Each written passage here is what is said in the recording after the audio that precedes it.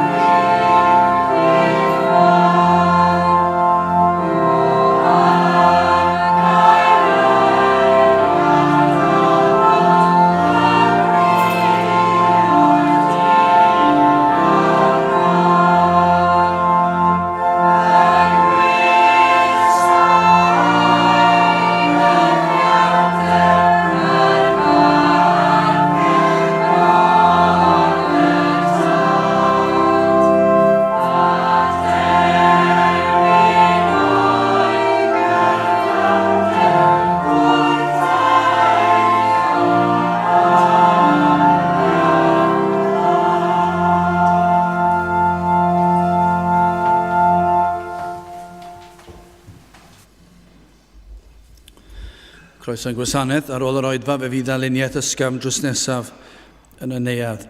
Fydd yn cwrgweddu nesaf ar y drydydd nos Iau o'r mis, sef Chwefror yr 20fed. Fydd yn hoedfa nesaf pnawn Sul am hanner awr wedi 3 ac fe fydd y parchedig Alun Higham yn pregethu.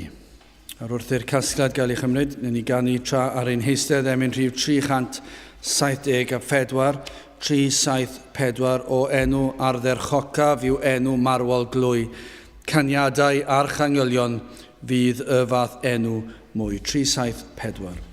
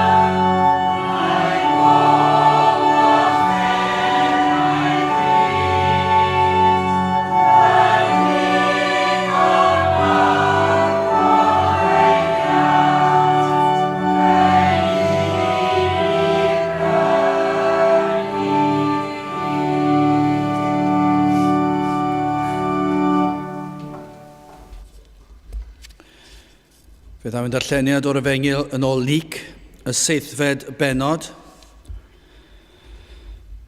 Luc penod 7 ac yn dechrau'n adnod 11. Luc 7 adnod 11.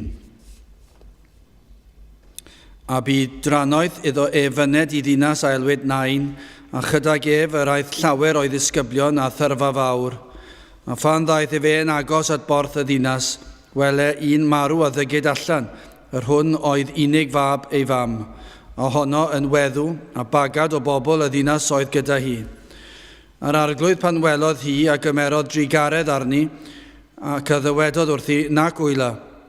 A phan ddaeth atynt fe a gyffyrddodd ar elor, a rhai oedd yn ei dwyn a safasant. Ac fe ddywedodd, y mab ieuanc, yr wyf yn dywedyd wrthyt cyfod.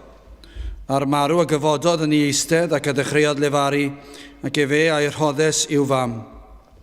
A gofn a ddaeth ar bawb a hwyog yn addasant Dduw, gan ddywedyd proffwyd mawr a gyfododd yn ein plith, ac ymwelodd Dduw a'i bobl. Mae'r gair hwn a aeth allan amdano trwy holl Jwdea a thrwy gwbl o'r wlad oddi amgylch, a'i ddisgyblion a fynegasant I Ioan hyn oll. Byddai'r bendit Dduw ar iair y sancta Dduw. Gydwch ni nawr droi at ein harglwydd mewn gweddi. Ni'n diolch I ti unwaith eto Dduw ein bod yn gallu dod atat ac yn gallu dy alw yn dad ac yn gallu gwneud hyn unig trwy heiddiannau dy fab yr arglwydd Iesu Grist, trwy ei fywyd perffaith a trwy ei farwolaeth ar y groes yn ein lle ni ac yna trwy ei atgyfodiad wrth iddo ddod allan o'r bedd yn fuddigoliaethus ac iddo goncro'r bedd ac felly o Dduw I ni yn diolch ein bod yn dod trwy ei enw a'i heiddiannau ef ata ti y prynhawn hwn ac felly yn diolch I ti am dy holl roddion tuag atom, yn diolch I ti am yr Efengyl, yn diolch I ti am faddeuant pechodau, yn diolch I ti am sicrwydd bywyd tragwyddo, yn diolch I ti am roi pwrpas I fyw, yn diolch I ti am yr holl addewidion yr wyt ti wedi ei rhoi I ni fel dy blant, dy fod wedi addo bod gyda ni y holl ddyddiau ein bywydau. Tan y bydd ein ffydd yn diflannu ac y bydd yn troi yn olwg. O Dduw I ni yn edrych tuag at y dydd hwnnw pan y byddwn yn cael dy weld wyneb yn wyneb ac yn gofyn I ti o Dduw I drigarhau wrthym ac I nerthu ni I sefyll yn gadarn bob dydd o'n bywydau. Wrth I ni fynd I ganol y byd o Dduw I ni yn ymwybodol o'r frwydr sydd o'n blaenau ni. Wrth I ni edrych ar ein cylonau ni'n hunan, I ni'n gweld y frwydr ffyrnig sydd o'n blaenau. Ac wrth I ni ystyried y frwydr ar un drwg. O Dduw I ni yn gofyn ar ei ti nerthu ni. Y byddi ti yn ein cadw ni tan y diwrnod hwnnw, pan y byddwn yn camu mewn I dragwyddoldeb, pan y byddwn ni yn cael dy weld ac yn cael treulio tragwyddoldeb yn dy gwmni. O Dduw, cadwa ni, nertha ni, helpa ni fod yr hyn y dylsen ni fod, wrth ystyried yr holl fendithion I ni wedi ei dderbyn o'th law di, I ni yn gofyn I ti fadden I nad ydym yr hyn y dylsem ni fod. Ac felly o Dduw, I ni yn gweddio y bydd ysbryd I ar waith yn ein tywys yn agosach at y ti heddiw yma ac y byddwn ni yn byw bywydau y fydd yn dwy'n clod I ddenw di. I ni yn cyflwyno o Dduw ein gwlad unwaith eto ac yn gofyn ar ei ti drigarhau wrthym y byddi di yn dychwelyd i'n plith unwaith eto. O Dduw I ni yn gweld y wlad yn mynd o ddrwg I waith. I ni'n ffeindio fe'n anodd I ddychmygu sut gall y wlad y fynd llawer gwaith ac eto o Dduw I ni'n gwybod y gall pethau hyd yn oed gweithygu. Ond o Dduw I ni yn gofyn ar ei ti edrych arno mynd y drigaredd, edrych ar y wlad hon, gwlad yr wyt ti wedi ymweld â hi sawl gwaith, gwlad sydd wedi ei fendithio cymaint gen I ti ac yn gofyn I ti peidio ein gadael ni, ar ei ti beidio troi cefn arno, ar ei ti beidio delio ni yn dy ddigofaint. Ond y byddi di yn dod I lawr unwaith eto ac y byddi di yn trigarhau wrthym ac y byddi di yn presennoli dy hun ymhlith dy bobl ac y bydd yr rhai sydd tu allan I deyrnas yn dod ac yn ceisio dy wyneb di ac yn galw arna ti am drigaredd. O Dduw, yr wyt ti'n abl i wneud yr amhosib, yr wyt ti'n abl i wneud yr hyn oll, ac felly o Dduw, i ni'n gofyn i ti wneud unwaith eto.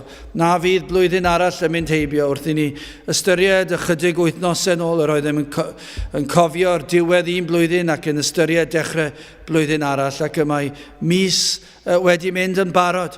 Ac o Dduw, dwi ti ddim wedi dychwelyd i'n plith. I ni yn gofyn o Dduw, oes angen i ni aros mis arall, blwyddyn arall. O Dduw, i ni yn gwybod bod y cyfan yn dy ddwylo di. Ond eto gyd, i ni yn galw arna ti i drigarhau ac yn gweddio, Dduw, na fyddi di yn hir cyn y byddi di yn dychwelyd i'n plith unwaith eto. O felly tyrd i lawr arnom yma yn ein hoedfa ni. I ni yn gweddio byddi di yn dod â phobl allan o'i tywyllwch, allan o'i pechod, ac yn ei harwain nhw at yr arglwydd Iesu Grist. Hyd yn oed y prynhawn hwn, y byddwn ni yn cael gweld y modd yr wyt ti yn gweithio yn rymus unwaith eto. Felly, bendithion ni nawr diogelan hamser, a nerthan ni yn ein haddoliad, i ni'n gofyn hyn o trwy enw ac heiddiant ein harglwydd Iesu Grist. Amen.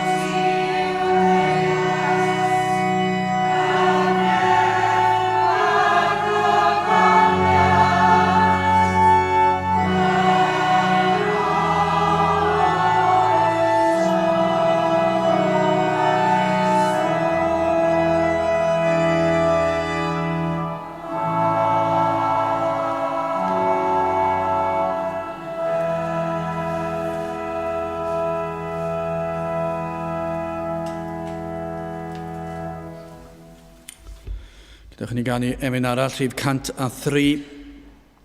103, mi dafla maich oddi ar fy ngwar wrth deimlo dwyfo loes. Emyn rhif 103, gawn ni sefyll i'w chanu.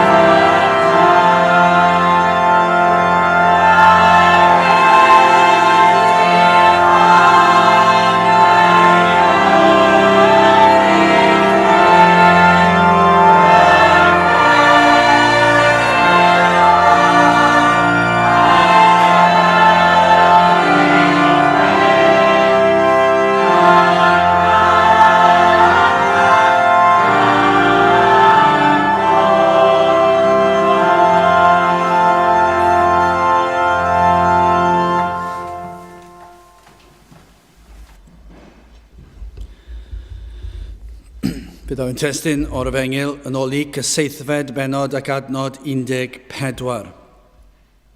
Lyc 7 adnod 14. A phan ddaeth atynt I fe a gyffyrddodd ar elor, a rhai oedd yn ei dwyn a safasant, ac fe ddywedodd y mab ieuanc yr wyf yn dywedyd wrthyt cyfod.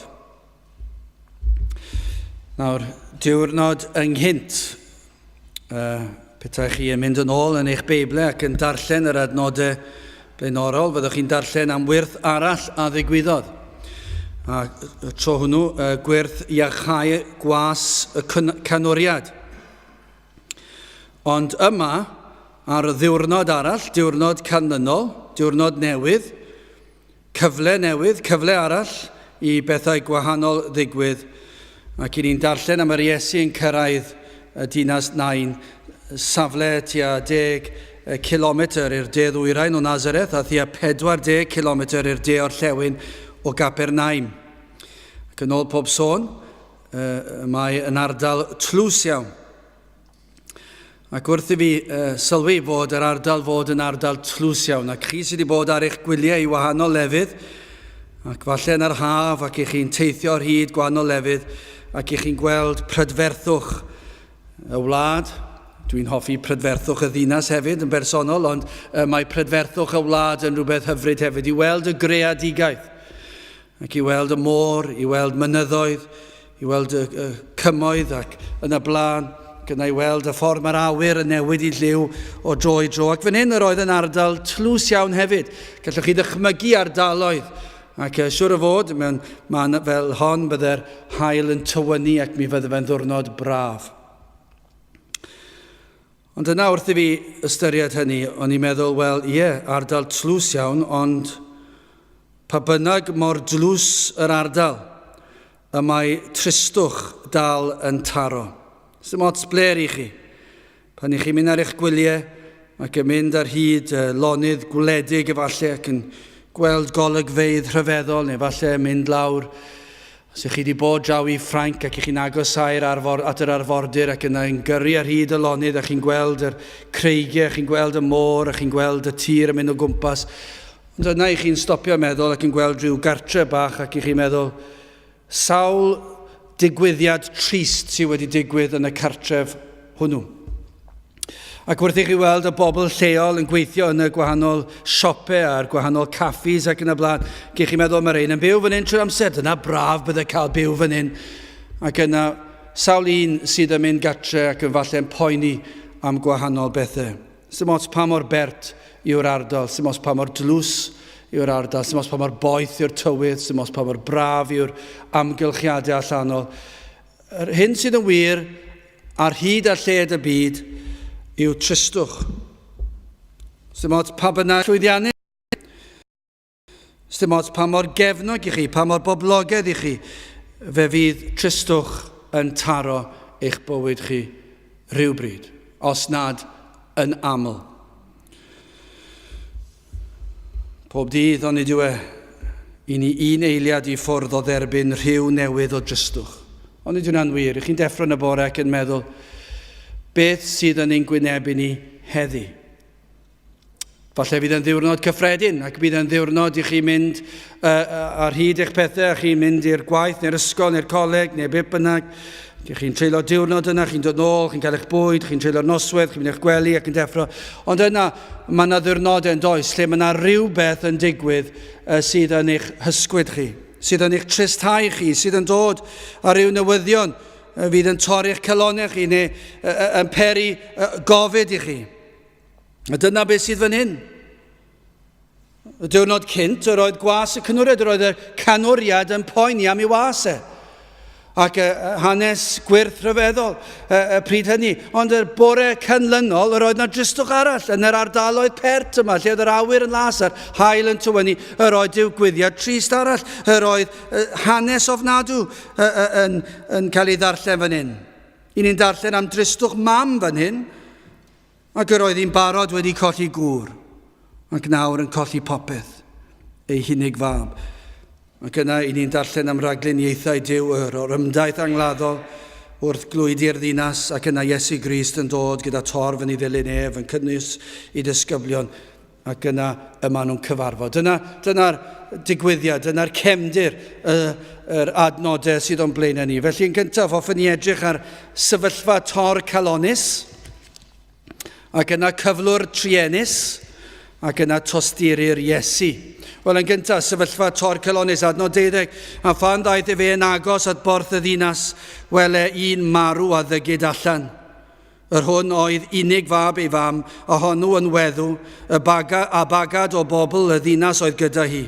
Nawr, mae hyn sydd yn wir fod pob profedigaeth yn achlysur trist.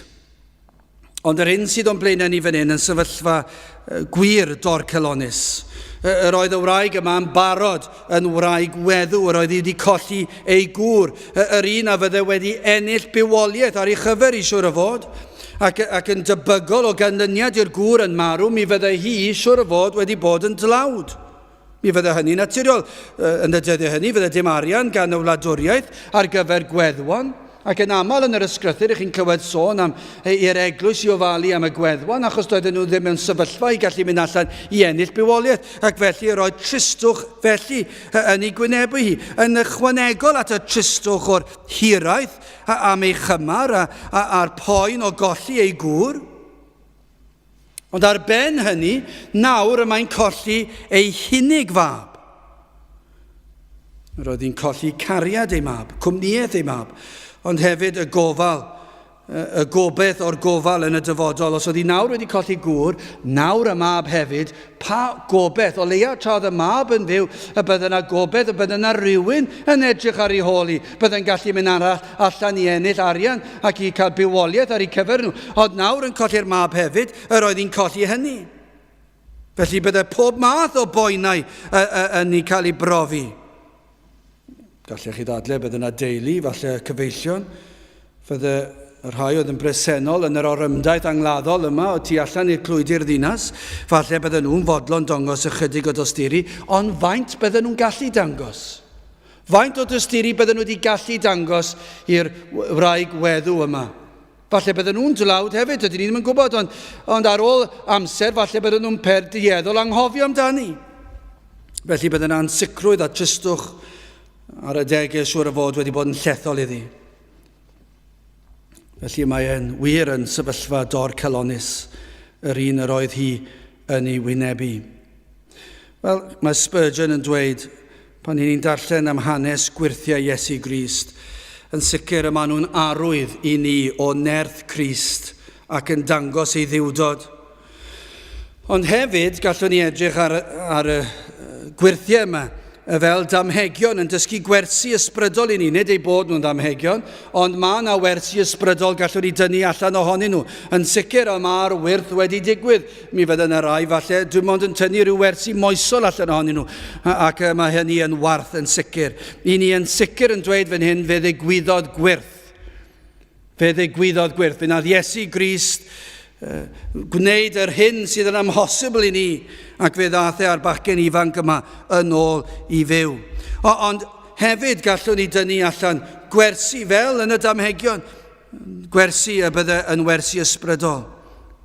Mae nifer heddi, efallai fel y wraig yma, mewn profedigaeth, nid o reidrwydd profedigaeth bod rhywun o ran colled corfforol, dydy ni'n sôn am hynny o reidrwydd nawr. Gallai fod fel yn yr achos yma, y poen mam am ei phlentyn, neu dad am ei blentyn, neu brawd am frawd, neu brawd am chwaer, neu chwaer am ei brawd, neu perthynas, neu cyfeillion. Fe allai fod yn unrhyw berthynas felly, lle mae yna dor calon am gyflwr ysbrydol rhywun. Rhywun sydd yn agos. Os na allwch chi dod i'r man lle mae gennych dor calon am rhywun felly yna, fe allwch chi'n sicr ddweud fod tor calon am gyflwr y wlad. Yn sicr bod rhywun dyn ni. Ond mwyafrif ohono ni, mi fyddai gyda ni rhai sydd yn aelodau o'r teulu neu cyfeillion agos, byddai ni yn dweud y mae tor calon am ei cyflwr o farwolaeth. Ond yn sicr, i ni yn gweithio ac yn byw ymhlith pobl sydd yn ysbrydol farw. Ac yr hyn i ni'n weld o'n cwmpas ni o marwolaeth ym mhob man. Ydyn ni wedi gweld pobl yn mynd yn bellach ac ymhellach i dywyllwch pechod. Sut y mae hynny yn effeithio arno ni? Sut y mae'r boen? A yw e'n boen neu a dyn ni'n meddwl, wel, dyna ni, dyw e ddim yn bwysig, fe ddeith pethau dod yn iawn rhyw bryd neu gilydd, fydd popeth yn iawn yn y diwedd, gobeithio, croesi bysedd byddai'r byd yn ei ddweud, fydd popeth yn iawn. Yn y diwedd, fi sy'n eisiau poeni am beth gen i aros, chydig bach o wythnosau, chydig bach o fisoedd, chydig bach o flynyddoedd, fe ddeith pethau setol ar, fe nhw'n tyfu lan, neu beth bynnag, neu falle bod pobl di mynd yn hun, falle'n poeni am rieni.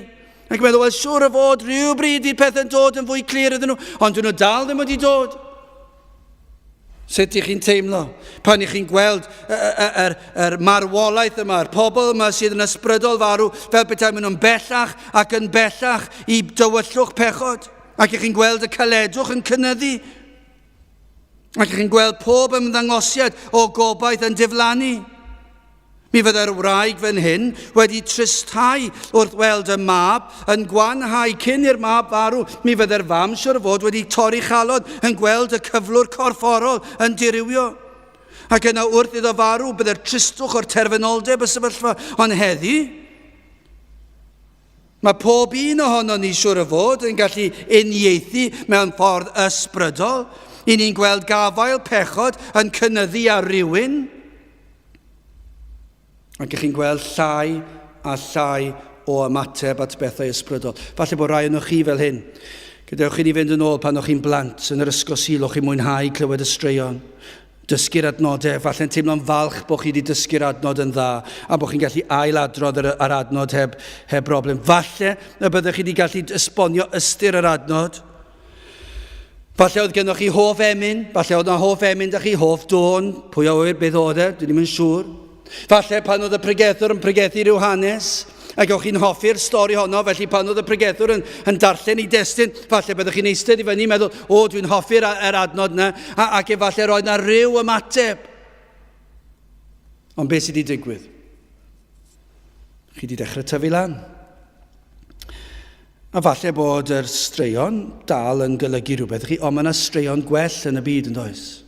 Falle fwy cyffroes. Mae ffrindiau da chi'n y cap, ond mae ffrindiau yn yr ysgol, ffrindiau yn y coleg, ffrindiau yn y gwaith. A beth sydd wedi digwydd? Mae yna lai a llai o ymateb at bethau ysbrydol. Beth sydd wedi digwydd? Mae fel bethau chi'n mynd yn bellach ac yn bellach i ffwrdd. Falle ddim yn gorfforol, ond yn ysbrydol. Mae yna galedwch yn digwydd ac i chi'n caledu bob blwyddyn chi'n mynd yn hun. A chi'n gweld mwy a mwy o awydd am y byd. Beth sy'n digwydd? Mae ffrindiau nawr, dyma beth yw patrwm, dyma beth pregetho. Ni siwr fod 20 mlynedd yn ôl. Dyna beth oedd ein cyn-deidio yn pregethu, roedden nhw gyd yn dweud yr union rhywun peth. Fe fyddwch chi'n tyfu lan, falle byddwch chi'n ifyd am gyfnod, ond yna mae'r pwysau'n dod, a mae'r temptasiynau'r byd yn cynyddu. Ac heddi, mae yna temptasiynau o'n cwmpas ni bob cyfeiriad, ac yma nhw mor ddeniadol. A beth sy'n digwydd? I ni'n caledu tuag at y bethau ysbrydol, ac i ni mynd yn bellach ac yn bellach i mewn i'r byd. Mae rhyw fath o sefydlu mewn pechod a ddywyllwch. I ni'n gwybod fod yr enaid yn ysbrydol farw o enedigaeth. Ond a oes modd i ni ddweud efallai, mae e fel petai'r cyflwr yn mynd yn dywyllach ac yn dywyllach wrth i bob dydd fynd heibio. Nawr dwi'n gwybod os chi'n farw, chi'n farw. Chi methu mynd yn fwy marw nag i chi. Ond falle yn yr ystyr ysbrydol, mae yna rhyw ymdeimlad yma, falle ymdeimlad yw e, bod yna gynyddu yn yr cyflwr o farwolaeth yma. Wrth i bob dydd fynd heibio, wrth i bob mis, wrth i bob blwyddyn, ac i chi dal heb gredu, mae'r caledwch a'r tywyllwch yn mynd yn fwy tywyll. Chi wedi bod mewn stafell, chi wedi cael llenni efallai, ac maen nhw'n gwerthu'r llenni, chi'n dweud maen nhw'n cuddio'r goleuni'n llwyr, celwydd i'r mwyafrif, achos mae'r goleun dod reit trwy'r llenni. Maen nhw'n gwerthu nhw'n ddrud iawn yn dweud, ni'n cuddio bob goleuni, ond ambell waith chi'n taro ar un. Ac mae yna llenni'n dod, ac maen nhw'n cadw'r tywyllwch allan. Ond i chi'n gadael rhyw fath o lygedyn bach, mae yna gap bach, a mae'r gole'n dod i mewn, ac mae'r tywyllwch, dwi ddim yn dywyll iawn. Ond i chi erioed wedi bod pan i chi wedi tynnu'r llenni ar hyd yr ffenest yn llwyr, a does dim un mymryn o goleuni'n dod i fewn. Efallai bod yn rhywbeth felly. Yn gyntaf i chi'n cael llenni, a mae yna dywyllwch, a mae yna rhywfaint o leini mas. Ond mae fel bethau chi'n mynd yn bellach ac yn bellach i bechod, ac fel betai'r llenni wedi dod ar draws yn llwyr, nes nad oes na hyd yn oed mymryn lleiaf o leini'n dod trwy. Dyna i chi gyflwr torcalonis. Dyna i chi farwolaeth go iawn. Dyna chi achos i bryderu am rywun. Pan i chi'n gweld mae'n beth erchyll i weld. Mae'n beth erchyll i weld. A dim os beth yw'r pethau allanol mae'r pobl yma'n neud, pinnau bod nhw'n gwrthod neu'n parhau yn yr eglwys, beth bynnag yw mae gweld caledwch a gweld rhyw ymsefydlu yn y byd yn beth erchyll i weld. Ac mae'n dod ag anobaith i chi'n edrych ar y sefyllfa a meddwl, sut gellir pethau gwella? Ond fan hyn ni'n clywed hanes Iesu Grist yn gweld y wraig. Ac mae'n gwybod y cyfan, mae'n deall y cyfan, y mae'n dduw. Ac mae'n cyrraedd ar yr adeg iawn. Dyna chi wyrth arall. Y mae'n cyrraedd ar y diwrnod iawn, y munud iawn, lle mae'r orymdaeth angladdol yn mynd un ffordd, a mae Iesu'n dod a'i ddisgyblion y ffordd arall. Ac fe ddeithon nhw ar draws i gilydd, nid cyd-ddigwyddiad, fe ddeithon nhw ar draws i gilydd. Ac yna mae'n dweud y geiriau o beth iddi ad 13, dychmygwch yr eiliad hynny a'r arglwydd pan welodd hi a gymerodd drigaredd arni ac a ddwedodd wrthi nac wyla. Dyna chi eiriau rhyfedd, gorchymyn gwraig sydd newydd golli ei gŵr, newydd colli ei mab, yn gwynebu unigrwydd a thlodi, a mae Iesu Grist yn gwybod hyn, a mae e'n dduw, mae'n gwybod bod hi newydd colli ei gŵr hi, nad yw e'n nabod hi o ran wedi cyfarfod hi yn gorff o'r blaen, yr oedd e'n gwybod bod hi wedi colli gŵr, yr oedd e'n gwybod bod hi wedi colli mab. Ac yn gwybod bod hi'n gwynebu blynyddoedd o unigrwydd a thlodi. Os oedd gan unrhyw un reswm i wylo, hon oedd hi. Ac eto, mae'n dweud, nac wyla wrth y wraig. Ond nid oes na gysur yma. Yn amlwg, yr oedd Iesu Grist yn gwybod pam oedd yn dweud hyn, oedd yn gwybod beth oedd ar fi'n ei wneud. Gwebu byddai achos o lawenydd yn cyrraedd yn fian, oedd yn gwybod. Oedd yn gwybod beth oedd yn mynd i wneud, yna pam mae'n dweud, nac wyla. Aros funud, paid â chrio. A yw'r Iesu yn dweud wrth rhywun yma heddi, na gwylwch rhagor, dyna'r gobeith, dyna'r gobeith. Na'r gobeith bod yr Iesu yn yr rhan gyntaf o'r disgrifiad hanesyddol yma yn dweud na gwyla wrth rhywun yma sydd yn gwynebu tor calon. Credwch yn eich anobaith. Ymddiriedwch yn yr Iesu, yn ei nerth fel mab Duw ac yn ei gariad a'i dysturi. A dyn ni'n credu gall Iesu Grist wneud yr amhosibl heddi. A dyn ni'n credu ei fod e mor drigarog, ei fod am iachau a rhoi bywyd o'r newydd i rywun heddi. Dyn ni'n credu ei fod e'n gallu wneud hynny. Pan ni'n gweld rhywun sydd yn ysbrydol farw, mynd yn bell o farw, ac yn mynd yn fwy mewn i bechod ac yn fwy i dywyllwch, a ydyn ni yn credu, neu ydyn ni wedi dod fel yr wraig yma, yr oedd hi'n llawn anobaith, a gyda pob reswm i fod yn anobeithiol, yr oedd hi gŵr wedi marw, a'i mab, ei hunig fab wedi marw, ac yn gwynebu blynyddoedd o unigrwydd a athlodi, ac yn llawn anobaith. Dim syndod bod na anobaith yna. Ydych chi yn y sefyllfa felly? Wrth gwrs sy'n bod ni, unrhyw un ni'n gweld o'n cwmpas ni'n meddwl, does dim gobeith iddyn nhw. Maen nhw'n farw ac yn mwynhau eu cyflwr o farwolaeth. Ond yw'r Iesu'n dweud nac wylwch. Gan ei fod ef yn fab Duw a'i fod e'n abl i wneud yr amhosibl. Efallai fod e. Gadewch i ni weddio bod yr Iesu'n dweud wrth rhywun heddi nac wyla. Paid a torri dy galon, peidiwch gwanobeithio, peidiwch a meddwl nad ydw i'n abl, yr o'i fi yn fab Duw, fi yw'r un sydd yn abl, fi yw creawdwr y byd, yr o'i fi'n gallu rhoi bywyd o'r newydd.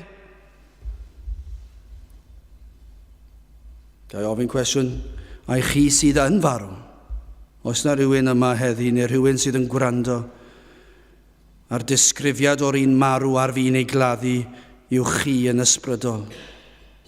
Gai jyst dweud cyn mynd ymhellach, dyna fraint sydd gennych chi. Os ych chi'n ysbrydol farw yma heddi, dyna fraint sydd gyda chi bod yna rai, fel fan hyn mam neu dad, aelod o teulu, sydd yn wylo drostoch chi. Dyna'r fraint mwyaf gallwch chi ei gael. Chi'n gwybod, mae yna deuluoedd diri. Siwr o fod beth ni'n mynd i bob teulu lawr y strydoedd yma. Bydde dim un teulu yn wylo dros ei plant, dros ei rhieni, dros ei brodyr ei chwiorydd. Dim un.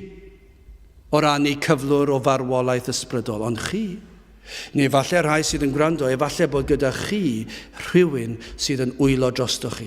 A dyna i chi fraint. Fel y fraint fan hyn, yr oedd y fam yma'n wylo dros ei mab. Ac yma yna rai yma'n wylo dros rhai sydd yn agos atyn nhw, ffrindiau cyfeillion pwy bynnag. Dyna i chi fraint. Os ych chi'n ysbrydol farw, yna ystyriwch y fraint sydd gyda chi yma heddi, bod na rhywun yn wylo drostoch chi yn ddyddiol. Trwy gydol y dydd, a mwy na thebyg, does dim awr yn mynd heibio, lle nad ydyn nhw'n wylo am eich cyflwr chi, p'un bod chi fan hyn nawr, neu heb fod ers blynyddoedd, byd nhw'n wylo drostoch chi.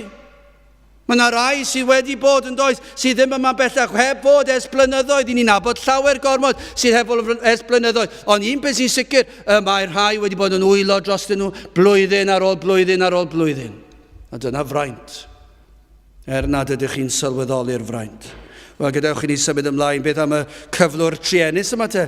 Yn gorfforol, nid oes posib bod mewn gwaith sefyllfa na sydd hyn o'n blaen ni. Nid oedd e'n sal yn unig.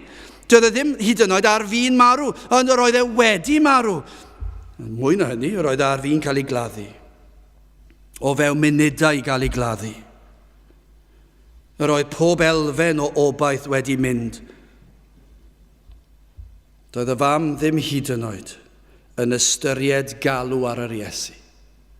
Nath i ddim hyd yn oed gofyn i'r Iesu, a wneud i iachau fy mab. Siwr o fod yr oedd hi wedi clywed am yr Iesu ac am ei wirthiau. A byddai falle, byddwn ni'n tybio, achos byddwn ni'n tybio byddai'r angladd wedi digwydd yn fuan iawn o fewn oriau i'r marwolaeth oherwydd y gwres. Ac felly, os oedd hi wedi clywed am gwas y cynwriad wedi cael ei iachau y diwrnod cynt, ac doedd Iesu ddim hyd yn oed i mynd at y gwas ac wedi gallu rhoi gorchymyn, os oedd e'n gallu gwneud hynny, na fydde wedi bod chydig ynghynt fan hyn. Ond oedd yr i hwyr, oedd dim gobeith. Doedd dim gobeith. Ond nid yna cyflwr rhai yma. I chi'n ysbrydol farw yn Effesiau 2 adnod 1, a chwythau a fyw hawdd fe pan oeddech feirw mewn camweddau a phechodau. Falle bod yna rai yma ddim yn deall. Falle bod chi'n teimlo eich bod yn fyw. Pan chi wedi clywed y geiriau bod chi'n ysbrydol farw a chi falle ni ddeall yn eich pen, ond i chi'n meddwl, na, dwi'n eitha byw, diolch yn fawr i chi, dwi'n llawn bywyd, dwi'n llawn brwdfrydau, dwi'n byw bywyd i'r eithaf, a dyna yw fy nghynlluniau. Ond mae'r ysgrythyr yn datgan, yn eglur, nid byw yw hynny, ond bodoli. Bodoli i chi'n ei wneud, does dim pwrpas i'ch bywyd chi. Falle bod chi'n dadlu'n wahanol, falle bod chi'n dweud, mae yna bwrpas i fy mywyd i. Fy mwrpas i yw llwyddo, i fi, fy hun ac i fy nheulu, i adael stamp ar y ddear, ond dyna beth sydd falle tu ôl i bawb. A dyna beth sy'n dod â digalondyd i llawer o bobl. Chi'n cyrraedd rhyw bwynt a chi'n meddwl, wel, dwi ddim wedi gwneud dim. Dwi'n neb. Drychwch arna i. Byddai rwy'n gallu edrych yno fi yn yr ysgol ac yn dweud, pwy yw e? Mae jyst yn athro. Dwi ddim hyd yn oed wedi cael y lwfan sychel. Dwi ddim unod ar y beth bynnag un o'r TLAs mewn y beth bynnag. Dwi ddim wedi cael y cyflog mawr. Dwi ddim hyd yn oed yn bennaeth uned neu adran. Dwi ddim yn neb. A dyna falle yw lefel bywyd pobl yn meddwl, dwi eisiau gadael stamp, dwi eisiau leia gadael stamp ar le dwi'n gweithio yn yr ysgol, dwi eisiau bod yn bennaeth rhywbeth neu gilydd, dwi eisiau cael fy nghydnabod fy mod i'n lwyddiant o rhywfath, dwi eisiau clywed pobl yn dweud edrychwch, chi'n gwybod pwy yw hwnna'n dydych, chi wedi clywed am enw hwnna, mae e'n enwog, mae wedi gwneud hyn a'r llall, ac i ni'n amfalchu yn y peth. Ac os nad ydyn ni'n neud mae'n dod ar ryw elfen o dristwch a dyna beth yw problem y byd. Os nad ydw i wedi gadael stamp ar y byd, dwi'n teimlo fy mod i'n fethiant.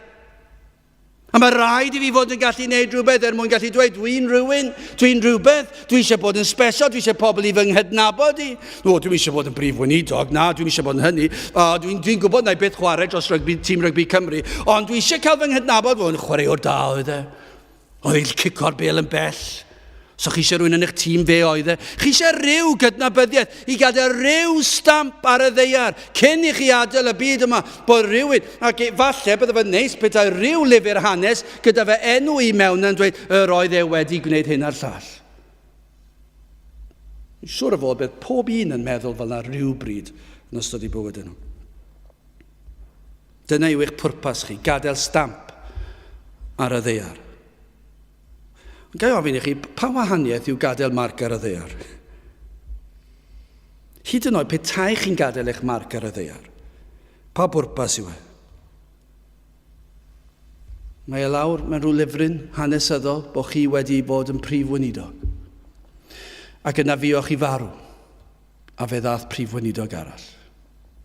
Ac oedd rhai'n dweud o'n nhw'n hoffi chi, a rai eraill yn dweud nhw ddim, ond fydd pobl i anghofio, gofnwch chi unrhyw un fan hyn o'r ifanc, siwr o fod pwy oedd y prif weinidog cyn yr un yma, dwi hyd yn oed yn anghofio. Yr un cyn hynny, sy'n lot o ddiddordeb, dy fi ddweud y gwir chi, a siwr o fod chi, byddwch chi ddim lot o wanedd, y prif weinidog, y frenhines. Dwi'n gwybod beth i enw'r frenhines, dwi ddim yn un sydd yn gwybod pethau fel un yn dda iawn, ond does dim syniad o fi pwydd cyn neu'r cyn honna neu cyn. Dwi ddim yn gallu cofio ond i bai bod chi'n hanesydd, ond mae mwyafrif o pobl y byd, sdim hyd yn oed ots dyn nhw pwy o'r prif weinidog. Os ych chi eisiau gwybod pwy nillodd cwpan y byd llynedd neu 2 flynedd nhw, falle os ych chi'n ymddiddori mewn chwaraeon, ond weddol sicr fydd mwyafrif o pobl ddim yn cofio pwy nillodd yr un cyn hynny. Sa un o'n cofio pwy nillodd y cwpan byd diwetha, pêl-droed neu rygbi. Ond i ni roi gymaint o bwysles arno. A dyna beth yw byw i'r eithaf, a chi'n meddwl dwi'n byw bywyd mwyn beth i chi'n byw. Pa wahaniaeth yw yn dweud os newch chi cyrraedd yr uchelfannau a gadael rhyw farc ar y ddeiar, yna fyddwch chi'n marw. Chi'n meddwl be, mae'r ysgrythyr yn disgrifio marwolaeth arall. Dim dim ond y marwolaeth corfforol ond yr un ysbrydol yma. Y farwolaeth lle nad oes dim dirnadaeth ysbrydol gyda chi. Hynny yw, dim awydd ysbrydol, dim dealltwriaeth ysbrydol o gwbl. Dyna beth mae'r Beibl yn dweud. Ganwyd chi methu deall dim byd ysbrydol. Fydd yna rai yn gadael y cwrdd yma heddi ac yn dweud, ie, neis iawn, popeth yn iawn, ond dydych chi ddim wedi deall pam, achos i chi'n ysbrydol farw. Chi wedi cael eich magu yn clywed ar y fengil, ac fyddwch chi'n meddwl, oce. A byddwch chi'n cario ymlaen, fyddwch chi'n mynd drws nesaf ac yn cael te, a fyddwch chi'n mwynhau ac yn siarad, ond i chi'n ysbrydol farw. Does dim dirnadaeth yna, dim diddordeb i glywed ar y fengil. Falle bod chi'n hoffi canu emynau, falle ddim. Gai ofyn i chi, ydych chi'n rhyfeddu at awydd rhai yma i ddod o sil i sil, a gwrando ar bregaeth 45 munud neu fwy? Chi'n rhyfeddu at hynny bod rhywun yn gallu eistedd lawr a gwrando ar bregaeth ac yn mwynhau clywed gair Duw? Falle bod chi'n rhyfeddu at hyn. Pam i chi'n rhyfeddu? Achos chi'n farw. Achos petai chi'n cael dewis, byddwch chi'n sgipio di sil. Petai chi'n cael dewis, mi fydde'r sil yn hedfan heibio. Ta chi a bwtwm y fast forward yna ar y teclyn teledu, mi fyddwch chi'n gwasgu'r fast forward ac mlaen trwy di sil mwyn cyrraedd nos sil ac yna mae e drosodd. Pam? Achos chi'n farw. Dyna pham. Chos i'r Cristion, bod yn mwynhau di Sadwn, dwi'n mwynhau di Sadwn lot fawr, dwi'n mwynhau di Llun hefyd, a di Mawrth a di Mercher a di Iau di Gwener.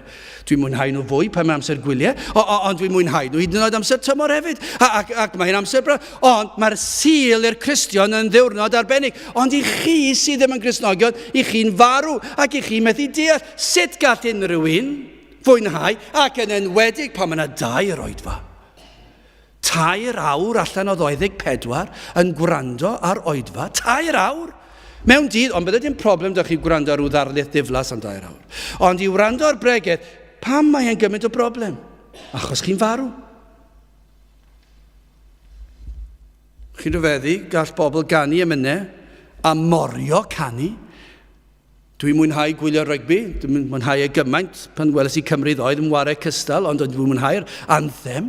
A gweld Cymru'n canu'r anthem, a rhai ohonyn nhw, peti nad ydyn nhw gyd yn canu fel hyn, ond rhai ohonyn nhw, ac yn morio canu. Ond chi'n gwybod beth, dyna sut mae Cristnogion yn canu fel arfer bob dydd Sul.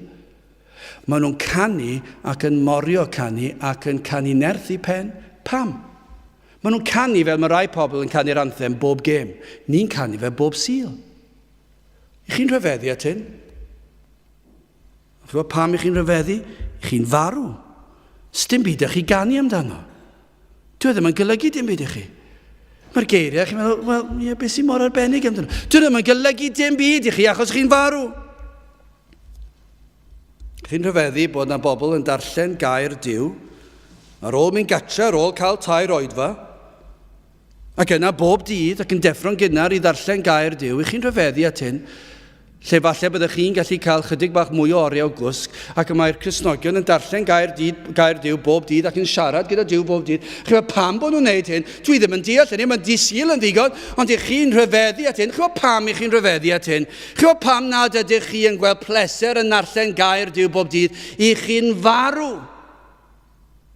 Os nad ydych chi'n gweld pwysigrwydd darllen a gweddio bob dydd, yna i chi'n farw. Mae'n ddigon rwydd. Hyd yn oed os ydych chi'n mynd i gapel bob dydd Sul, dydych chi ddim yn blentyn i Dduw, achos mae plant i Dduw yn dyheu am cael cwmniaeth ei harglwydd ac eisiau dysgu mwy amdano, ac eisiau cael ei arweiniadau, ac eisiau cael ei bresenoldebau, felly maen nhw yn ei airau, yn aml, yn ddyddiol. Chi'n rhyfeddu at hyn? Chi'n rhyfeddu bod Cristnogion sydd wastad yn ceisio llwybr sanctaidd, wastad yn poeni bod nhw'n gwneud y dewis gorau, dewis iawn, dewis glân, y dewis pur, bod nhw'n ymwahanu o'r byd. I chi'n rhyfeddu pan bod Cristnogion ambell at yn meddwl, a ddylen ni fynd mewn i'r lle yna, a yw hwnna yn lle bita, neu a yw yn lle yfed, a chi'n trial penderfynu, i chi, dwi'n meddwl mae'n broblem. Chi gallu mynd mewn, does dim problem o gwbl. Ond i'r Cristion, mae'n meddwl, a fydd o hwn yn math o le, achos mae'r Cristion, dydd ar ôl dydd, trwy gydol ei fywyd yn gofyn y cwestiwn, a ddylen ni fynd fan hyn, a ddylsen ni wneud hyn, a ddylsen ni ganiatáu i fy mhlant i wneud hwn ar llall, a ddylen ni wylio neu gwrando neu beth bynnag o'n hwn. A mae e trwy'r amser yn trial penderfynu gwneud yr hyn sydd yn sanctaidd ac yn bur. Pam fod yn wneud hynny? Achos mae'n blentyn i Dduw. Pam i chi ddim yn poeni amdano fe? Achos ych chi'n farw. Dydych chi ddim yn poeni ble chi'n mynd? Achos chi'n farw.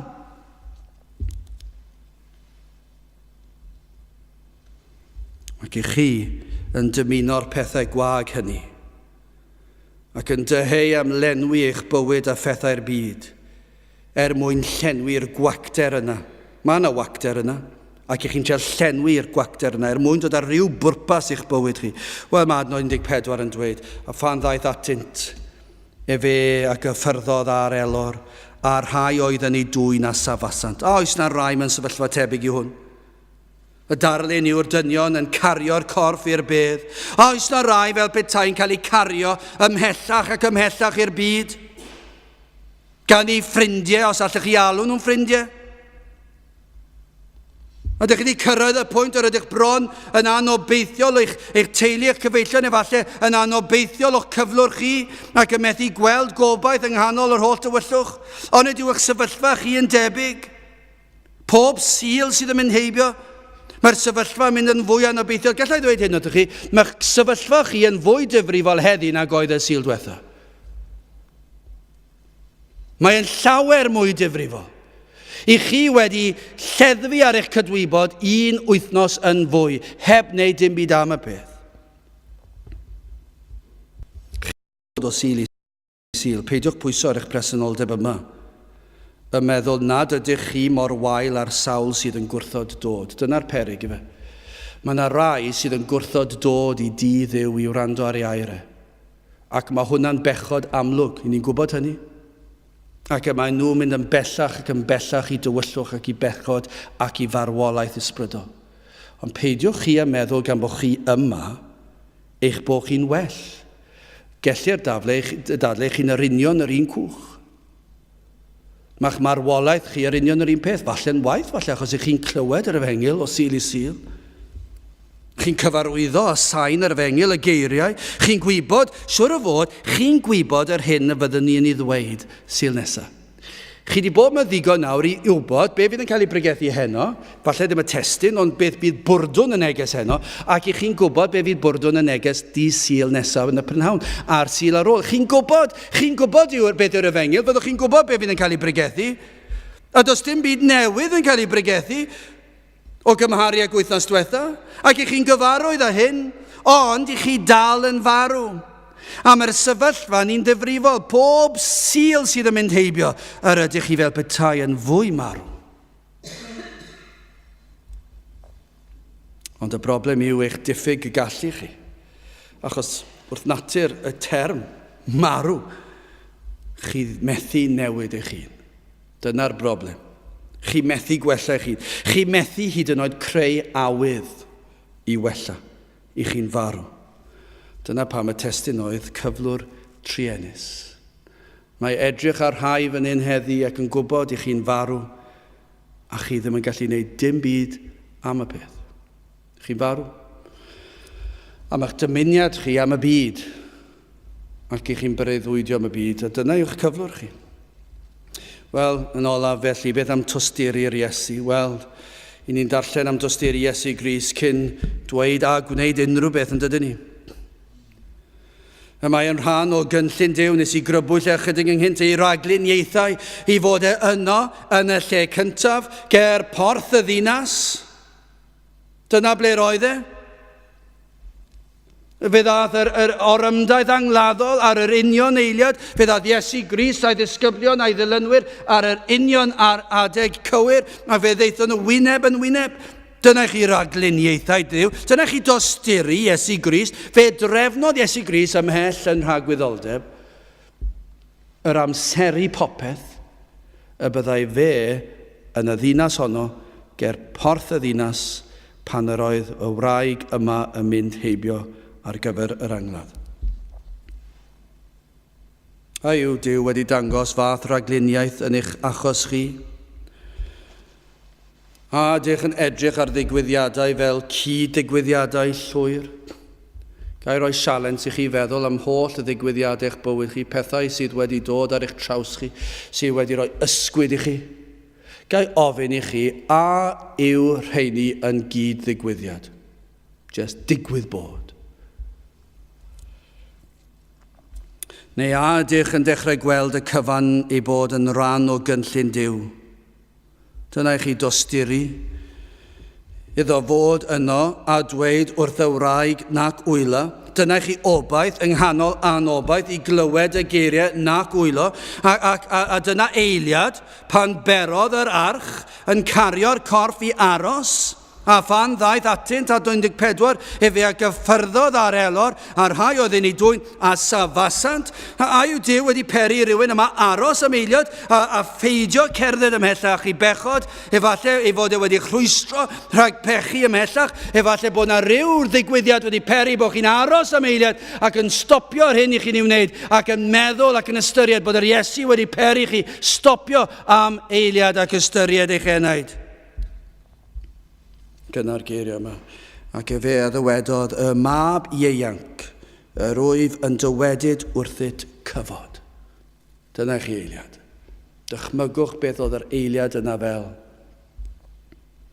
Oes na rhywun heddi wedi clywed yr Iesu'n dweud wrthych chi cyfod? Gai ofyn hynny wrthych chi? Efallai bod na rhywun yma heddi wedi gweld y cyflwr anobeithiol a thrienus i chi ynddi, ac eich bod chi'n farw a chi'n gweld eich pechod, chi wedi gweld eich bryntni, ac chi wedi gweld eich anobaith llwyr na fedrwch chi helpu eich hun, ond yna i chi'n clywed geiriau'r Iesu yn gorchymyn chi gyfod. Un gair sydd yn newid y cyfan. Un gair a ddaeth ar corff marw yn ôl i fyw yn yr achos yma. Dyna i chi nerth Crist, gall ddweud wrth enaid heddi cyfod. Mae yn bosib y gall Iesu Grist dweud wrth un enaid yma heddi. Neu falle sydd yn gwrando ar y we trwy'r pelydrau yn mynd trwy'r awyr yma i gyd rhywsut neu gilydd. A bod rhywun yn ei stafell yn gwrando ar y geiriau ac yn dweud, y mab ieuanc, cyfod tyrd o dy gyflwr o farwolaeth. Falle bod Iesu Grist yn dweud na wrth rhywun, chi'n gwybod beth gall drwy'r ysbryd glân rhoi hedyn bywyd yn eich enaid? bywyd ysbrydol. Dyna beth yw'r efengyl. Mae'r ysbryd glân yn gallu plannu hedyn o fywyd, lle roedd marwolaeth, bywyd tragwyddol. Gall un fod yma o ran traddodiad, o ran dyletswydd, ac clywed y gorchymyn yma, cyfod, a chi'n diwedd yr oedfa yn darganfod fod bywyd ynddo chi. Ac nad ydych chi yn farw mwyach, a na fedrwch chi esbonio'r peth. Falle bydd na rhywun yma heddi. Fi ddim yn gallu esbonio'r peth, achos allwch chi ddim esbonio'r peth, gall neb esbonio'r peth, mae'n wyrth, mae'n ddirgelwch. Ond rhywsut neu gilydd fe ddeithoch chi mewn yn farw, ond fe ddigwyddodd rhywbeth pan glywsoch chi geiriau'r Iesu yn gorchymyn chi, cyfod, o farwolaeth i fywyd. Efallai byddwch chi'n clywed yr alwad yma i chi. Fe fydd yn eich galluogi i godi ar eich traed adnod 15 a'r marw a gyfododd yn ei eistedd. Ac a ddechreuodd lefaru, ac fe a'i rhoddes i'w fam. Dyna chi eiliad rhyfeddol. Roedd yn amlwg i bawb yr oedd e gynt yn farw ac yn ddifywyd, dim ymateb, ond nawr fe gododd ac eisteddodd ac fe lefarodd. Dyna chi eiliad i'r mab yn gyntaf, fe gafodd y gyfle i fyw. Ac i fyw go iawn nawr, i fyw ar gyfer yr hyn y creuwyd ef. Dyna brofiad i ni'n dymheu amdano yma. Gweld rhai yn cael bywyd o'r newydd. A byddwch chi'n eistedd i fyny. A byddwch chi'n eistedd i fyny am y tro cyntaf. Ac a byddwch chi'n llefaru ac yn siarad yn ysbrydol. A byddwch yn ymuno yn y canu. Lle gynt yr oeddech chi'n canu, ond oeddech chi ddim wir yn canu, roedd rhyw mosiwn o canu. O nawr i chi'n ysbrydol fyw, ych chi wedi dod o farwolaeth i fywyd, ac i chi'n canu go iawn nawr. Chi'n ymuno yn y canu, yn y gweddiau, yn yr addoliad. Byddwch chi'n ymuno yn y frwydr sanctaidd. Dyna chi eiliad i'r fam. Pan welodd hi bod yr Iesu wedi gwneud gwyrth ac wedi gorchymyn i'r mab marw i godi ac eisteddodd. Dyna beth i ni'n deheu. A mae'n teuluoedd ni, a mae'n cyfeillio ni, a mae'n cyfoedio ni pwy bynnag yw nhw, rhai sydd yn peri achos o dristwch i ni'n deheu am y dydd a bydd yr Iesu'n dweud cyfod, y mab Ieuan cyfod, o dy gyflwr o farwolaeth, ac i ni ddod ac i ddychwelyd at bobl Dduw ac i ddweud yma'r Iesu wedi rhoi bywyd i fi, mae wedi maddau i'r cyfan. Cofiwch hyn, dwi'n meddwl Iesu Grist gall wneud hyn. Dyna pam dath Crist i'r byd. Fe ddaeth mwyn i ni gael bywyd. Trwy ei fywyd perffaith byddwch chi'n dweud, sut gall Iesu Grist dweud hyn? Wel, ni'n gwybod sut gath dyma pam dath mwyn rhoi bywyd. Trwy fywyd perffaith yn gyntaf, fe cyflawnodd popeth ar ein cyfer ni. Fe fodlonodd gofyn yn y tad, ac felly, fel ein cynrychiolydd, mae ei fywyd perffaith yn ei gyfiawnder yn cael ei roed i ni. Felly mae'n rhoi ei fywyd perffaith i ni. Ond hefyd fe goncrodd farwolaeth wrth gymryd ein cosb ar y groes. Does dim cosb bellach i ni am dorri cyfraith Duw. Mae Iesu Grist i cymryd y gosb o farwolaeth ac yna atgyfododd o'r bedd a dangosodd ei fod yn gwbl fuddugoliaethus. Felly os oes unrhyw un yn mynd i ddweud cyfod, Iesu Grist yw'r un, chos dyna pam dath Fe ddath i fyw eich mwyn chi, i farw eich mwyn chi, a concro marwolaeth. Dyna pam mae'n gallu rhoi bywyd i chi. Felly pam mae Iesu Grist yn dweud wrth y meirw i godi, mae gan Iesu Grist yn nerth i'w gyflawni. Chwa beth, mae'n gysur nad arhosodd Iesu Grist tan y byddai yn gweld arwydd o fywyd yn y bachgen cyn rhoi'r gorchymyn. Nath yr Iesu ddim edrych ar yr orymdaeth angladdol ac yn aros i weld oedd na unrhyw siawns o leini o obaith, a oedd yna fywyd roedd yr bachgen wedi marw. Ar fi'n ei gladdu, fel petai pob gobaith dynol wedi mynd. O, na newch chi gymryd cysur. Nid yw Crist yn chwilio am unrhyw arwyddion o fywyd ysbrydol yno chi. Dwi ddim yn chwilio am ryw rinweddau yno chi. Dwi ddim yn chwilio am weithredoedd da. Dwi ddim yn gweld os chi wedi bod i'ch capel trwy gydol eich bywyd. Dwi ddim yn chwilio am unrhyw beth. Ond os yw e'n galw arnoch chi godi, os yw Iesu Grist heddiw yma yn galw arnoch chi i godi, yna ymatebwch a chodwch. Dyna beth sy'n angen i chi wneud. Fe ddwedodd Iesu wrth y mab yma marw cod, a fe gododd e. Eisteddodd e, fe siaradodd e. Dyna beth sydd angen i chi wneud. Os yw Iesu yr un sydd yn rhoi bywyd ac yn rhoi'r gallu, mae gyda chi le i ymateb. Codwch te, eisteddwch i fyny, ymatebwch, credwch yn yr Iesu. Peidiwch a'i roed e i ffwrdd am wythnos arall, achos i chi'n mynd yn bellach i'ch marwolaeth chi. Ymatebwch trwy godi ar hwch y mawl a'r clod yn llwyr ac yn unig iddo ef, adnod 16. Ac 17 ac ofn a ddaeth ar bawb a hwy awg yn eddasant ddiw gan ddywedyd proffwyd mawr a gyfododd yn ein plith ac ymwelodd Duw a'i bobl a'r gair hwn a aeth allan amdano trwy holl Jwdea trwy gwbl o'r wlad o ddiamgylch. Oni fydde fe'n hyfryd petai nos Fercher nesaf neu yn ein cwrdd gweddi misol ni ei Chwefror yr 20fed y bydd yna rhai yn ymuno mewn gyda ni sydd nawr yn farw ond sydd wedi ymateb i'r gorchymyn i godi.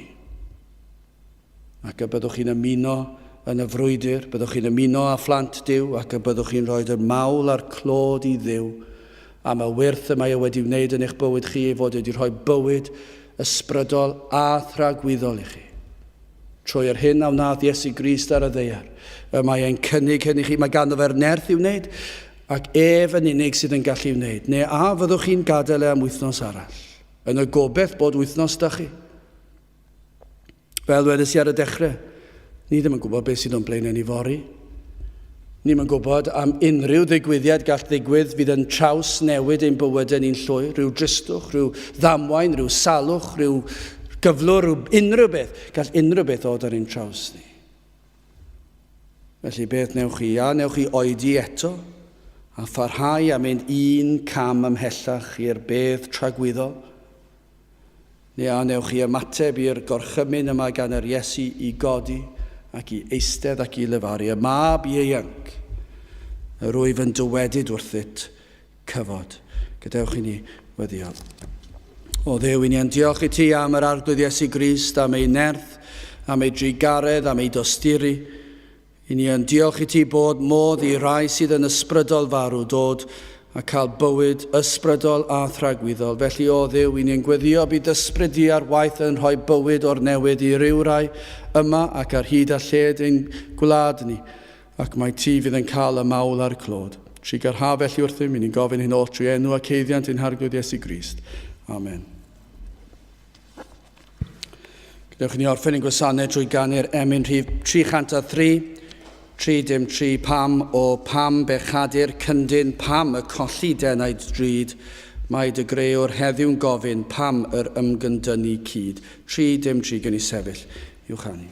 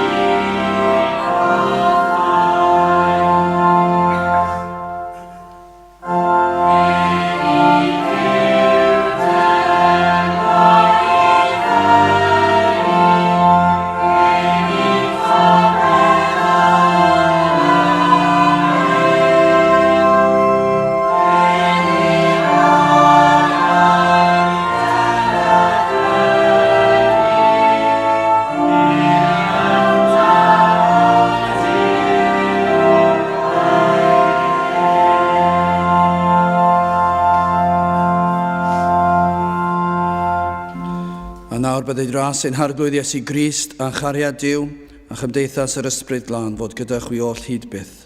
Amen.